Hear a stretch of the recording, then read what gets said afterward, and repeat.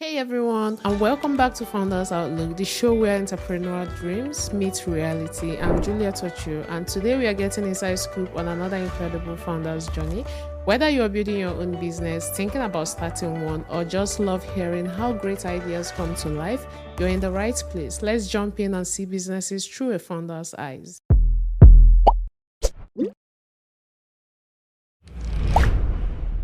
We are here to understand how branding works in today's world. And you can ask yourself, or you should be asking, who is Rich Kozak? He spent 47 years defining and launching brands, not 10, not 20, but 47 years. That's a whole wealth of experience. He founded Rich Brands to serve the heart of brands, and he listens to the business owners to understand the direction they are going, so to implement the best branding ideas for them. Hi, Rich. How are you doing today?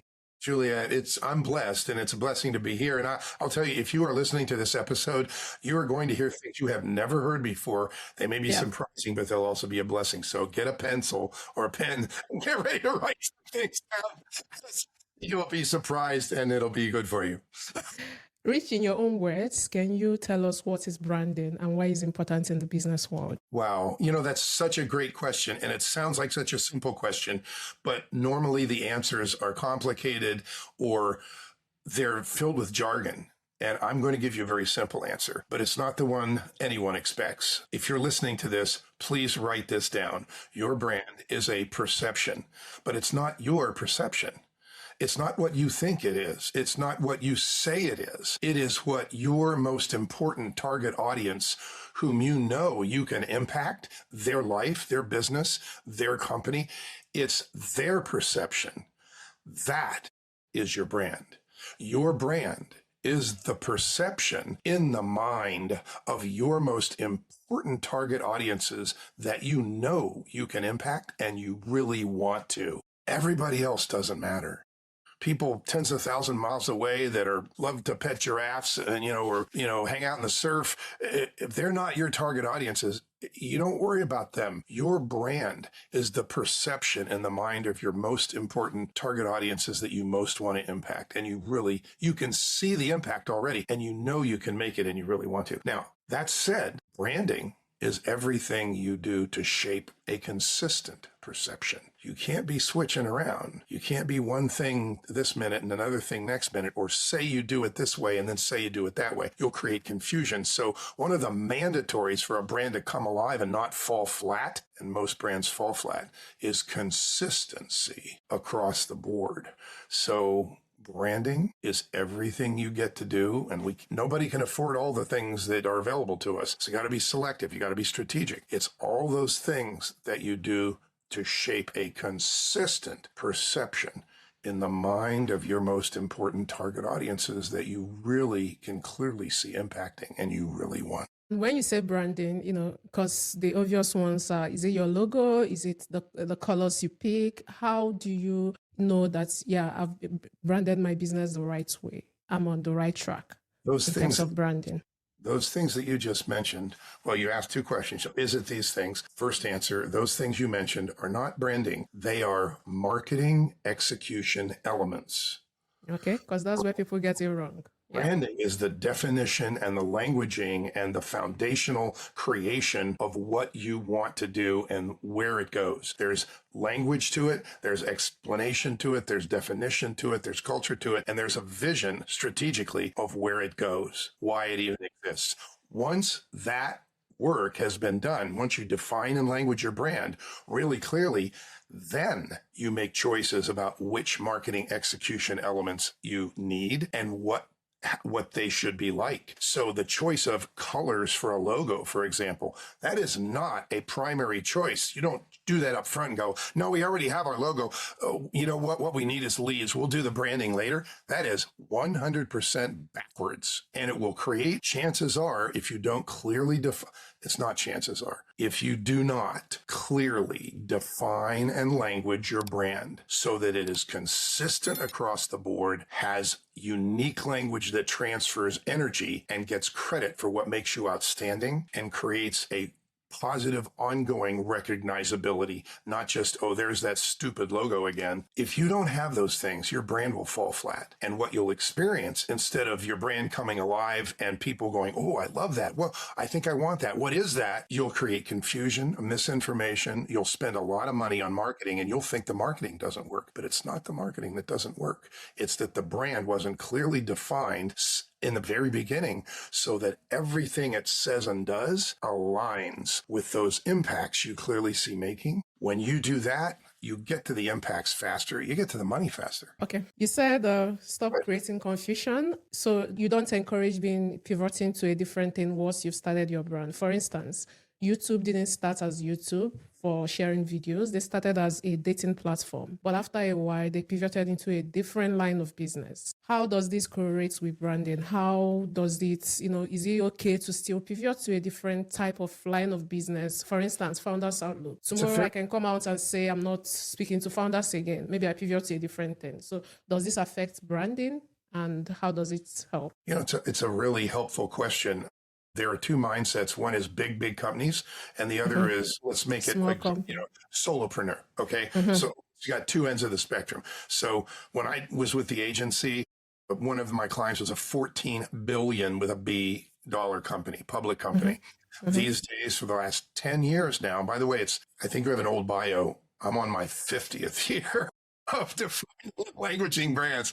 Okay. 50 years. I've also been married for 50 years and 50 days. Woo! Yeah. Wow, congrats. Kidding. I am one of the luckiest men in the world.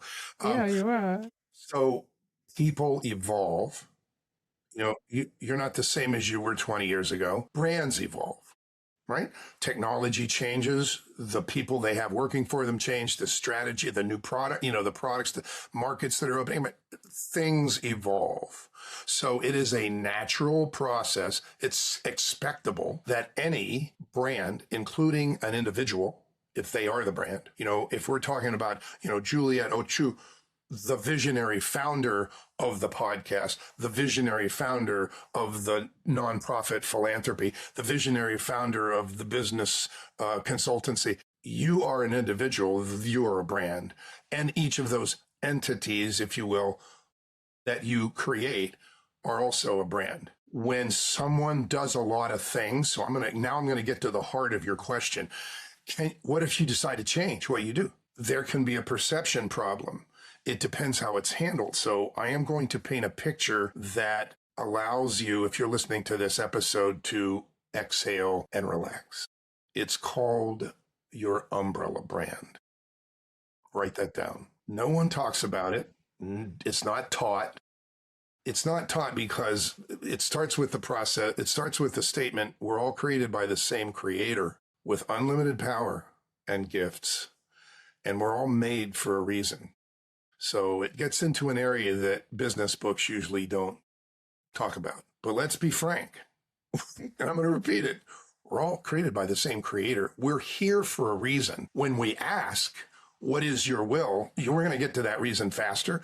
When we allow ourselves to listen to yearnings and internal desires for impact, we're going to get to it faster.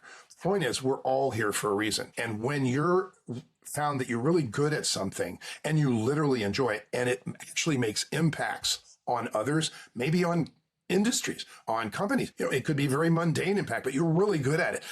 Some people integrate software to help companies become, intelligent enterprises. Some people are applying AI in uses that allow things to be more efficient and less costly and allow room for more creativity. Some people help others release the weight of having been traumatized by things that have happened during their life in relationships or in families. It doesn't matter what you do as your living, as your vehicle, as your business, as your calling, your gift, depending on how you see it. It does not matter what you do. You will evolve. So here's the umbrella idea. So let's say, and I should take a client example. Man came to me and he says, look, I lost my wife. She was ill. I lost her at 46. The doctors say the medicine she was taking helped to kill her. And they even, I started looking at my own health and I took it into my own hands. And I didn't just do what doctors told me. I literally started studying about natural modalities of improving our health and improving how long we live and how well we live.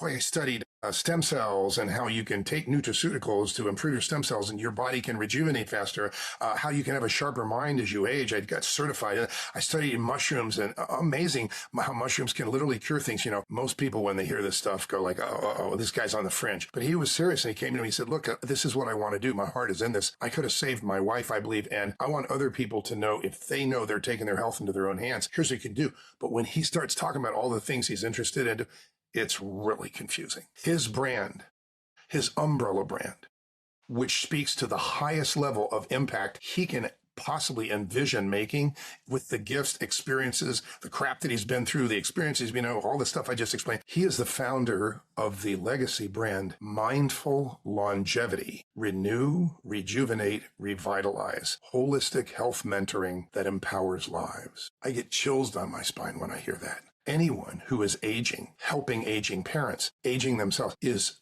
attracted to that, and they don't even know what it is. I think I want that. That's wow. I've got to go, but can I have your card? It's like unique language that explains what you do, what your brand does, what the entity you created does, in language that is attractive to the most important target audience, that creates a magnet, even paints a picture of what you see for them. Mindful longevity, experiencing a younger brain as you age. Oh my God, I want that. What? How do I get that? Okay. Does that help? I mean, seriously, sorry. So yes, we all evolve. Yes, you can change. Yes, you can add. But what you're adding is not confusion. You're adding spokes to the umbrella. The question is, what's the umbrella? Once you define that highest level impact, it all connects. Praise God. Okay. Speaking to small business owners, some people may argue that, starting out, branding and putting yourself out there, let's say visibility, because of the advent of social media, right? We encourage business owners to put a face to their business, to put their business out there. Which one, in your own words, do you think is more important if you're just starting out today? Is it creating the branding package or branding your business first, or putting yourself out there? Then when you get to a certain level or certain number of clienteles, before you can then focus on branding? Or you think they should do both hand in hand? There is no question. The first thing you do is literally define and language the brand you will become. That's the first thing. It creates the strategy. It sets the tone. And when you have unique language and explain what you do in ways no one else does, it doesn't change. And it creates attraction instead of confusion. So you must do it first. This will be helpful. Marketing and branding are often used interchangeably, but they're not the same thing. And so please, this is another writer downer. Please write this down. Your marketing, when it's at its best, is the execution of an excellent branding strategy. That puts it in perspective. To somebody to say, well, we just need some leads and we need to run some ads and then we'll worry about you can create a lot of confusion and misinformation, first impressions, and you can't make a new first impression. You want to make sure that when the brand is ready to open its mouth, run an ad, do a post, and do it in a way that's consistent across the board and that has clarity baked into it, because people will feel it. They feel the clarity of the language in the process, the 7 steps of impact-driven branding, the clarity that's baked in to the explanation of what the brand's characteristics are, those adjectives, the way you describe people and brands, the clarity that's baked into those characteristics is what aligns everything the brand says and does. And it sounds, when I use that language, it might sound academic. It is not. It is extremely practical, because the result of that alignment is attraction. People feel it. They feel there's something about that just, this feels really, it's because the work has been done. When the work hasn't been done, you could hire marketers all day long to use their magic words and all their secret sauce and create a mess. And you're going to have to create a whole new mess so you don't have to fix that mess. And now you've wasted time and a crap load of money. So just don't do that. So Rich, if someone is interested in working with you to define their brand, can you walk me through the journey? In your video that we watched earlier before I started recording, you said they should email you directly and reach out to you directly. Can you walk me through the journey of working with your business to bring some brands to life? Yeah. Sure. My colleagues who or in their 70s, and then they have a lot of years too. And they go, wow, you have 50 years you've been doing this. You should be on a beach or on a yacht. Oh, yeah, I'm on Zoom. And the reason I do this work is not my work. God put the desire for impacts in individuals' hearts. When they turn their attention toward those impacts and focus on making those impacts using this process to find the way to create that clarity, it's not even my work. It's God's work. It's them stepping into their purpose. So for me, I get to do this, but I don't have to do it. So literally, people are hopping on my calendar all day long that I don't even know because I allow it. So we do several things. If you're not ready to just talk and say, hey, I want to tell you my story. What do you think? And you just go to my website, richbrands.org, and click Talk to Rich for 30 minutes, and you'll be on my calendar. But if you're not ready to do that, come to one of our free 60-minute masterclasses. One of them is called brandfirstorDie.com. They're free. That's where you register. Brandfirst, F-I-R-S-T, brandfirstorDie.com.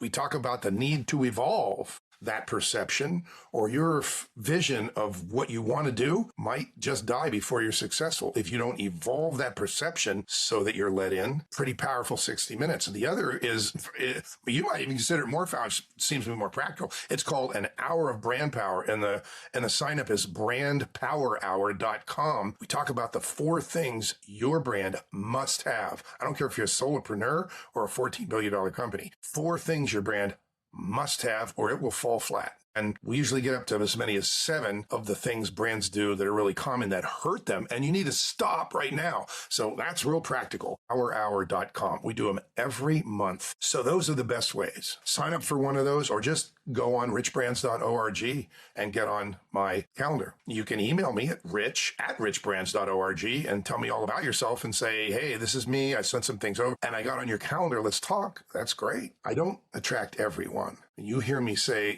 I believe it'll be a blessing for your business and a blessing for your life. You hear me say we're all created by the same God. Obviously, I'm a man of faith. And many of the people that I attract are people that know that there's a connection with their creator that they get to honor. And maybe they haven't been focusing on it, but they're at that point where they're thinking about more significance, more impact. They know they're not done, but they're not sure where it goes from here. Legacy, these kind of thoughts are in people's minds. If that is you, we need to talk. You're not going to find, well, try looking, but try here first, because I think you won't look any further, but I'm going to find somebody that has 5 decades of experience defining and languaging brands and launching them and doing all the marketing, execution, and strategizing, because the agency business, you don't get much time to do brand development. That's in the beginning of the year. Everything else is execution. So it all has to do with making it work, with making the impacts, with literally doing the work and touching people and attracting them and connecting with them and building those relationships. But look, this is wonderful work. I love it. Do you want to,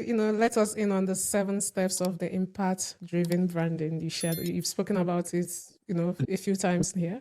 Podcast is kind of out of the scope of talking about all the 7, but I'll give you numbers 1. Okay. I'll talk about 1 and 2 because you can do it with your eyes closed. Okay.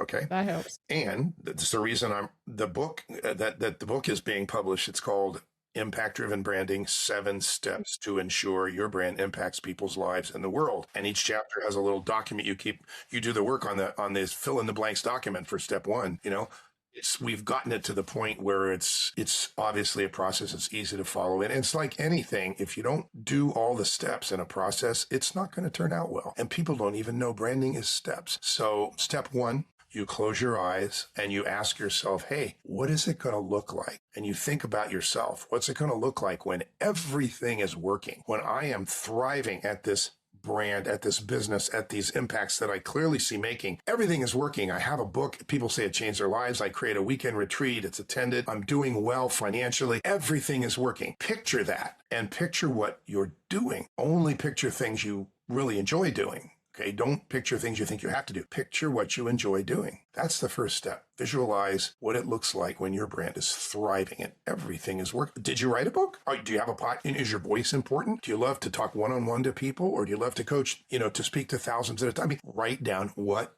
do you see yourself doing when it's thriving? Step 1. Step 2 is ask your heart. Give me one. Give me a person. Give me a type of person or a type of couple or a type of business that I clearly see impacting with this work that I've already been doing and I want to do more, or that I see myself doing now. Give me one. And your heart will give you one. Just don't ask your head. Okay, ask your heart, because your head will give you anything, but your heart will give you the right one. And you really want to impact them. So say, heart, give me one. So then you write down, what is it that makes that person or couple or business the one your heart gave you? And you write down the impacts you clearly see making one at a time. The earliest first impact, maybe an individual reframes something they see about themselves. And then maybe you teach them a new mindset, and maybe now they get a new skill set. Nothing's happened yet except in their head. But what if they use the skill set? Now they're going to get new results, and then they share the results, and then they become more successful, and then they teach other people. It's like, what's the highest level impacts you clearly see making on that target audience that your heart gave you? When you do that, it starts the process that will bake clarity into everything the brand says and does. When you hop on my calendar, if you say, show me an example, what does that look like? I will. There are deliverables. There are tangible deliverables and lists of things. And I think it will thrill you to know it's that easy.